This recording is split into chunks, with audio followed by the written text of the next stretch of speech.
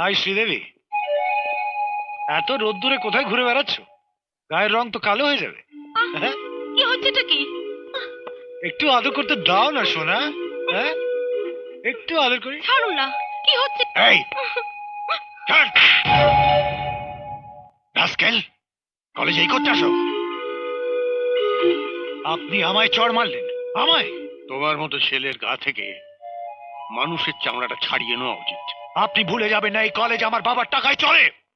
চিড়িয়াখানাতেও অনেকে ডোনেশন দেয়, তাই বলে কি জন্তু জানোয়ারগুলোকে খাঁচার বাইরে ছেড়ে রাখে? এটা শিক্ষা প্রতিষ্ঠান, জন্তু জানোয়ারদের অভয়ারণ্য নয়। ভবিষ্যতে যেন এরকম আর না দেখি। কি হয়েছে? গাড়িতে কি আছে? গাড়িতে কি আছে জিজ্ঞেস না করে জিজ্ঞেস করুন গাড়িটা কার। পুলিশ আগে গাড়ি চেক করে, তারপর মালিকের নাম। চল, ডালাটা খোল। এটা বলরাম পাত্রের গাড়ি স্যার, এ গাড়ি চেকিং হয় না। নাম গাড়ি। এবার থেকে হবে। চল, নিয়ে চল থানায়। তারপরে দেখছি বলরাম পাত্রের পাত্রে কি আছে। ওই গাড়িটা থানায় নিয়ে আয়।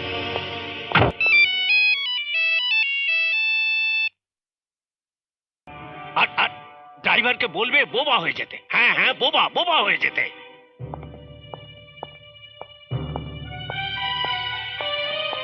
অফিসার, স্যার, আপনি?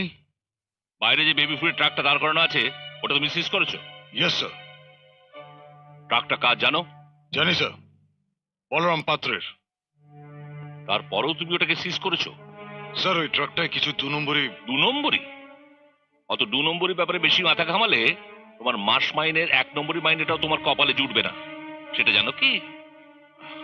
যাও, নিজে গিয়ে তুমি ট্রাকটা বলরাম বাবুর গোডাউনে পৌঁছে দিয়ে এসো। What do you mean sir? I mean what I shed.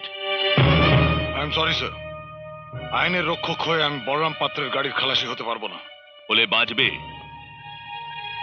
তোমার প্রমোশন, ডিমোশন সবকিছু এই আমার হাতে, আর আমার সবকিছুই বলরাম পাত্রের হাতে।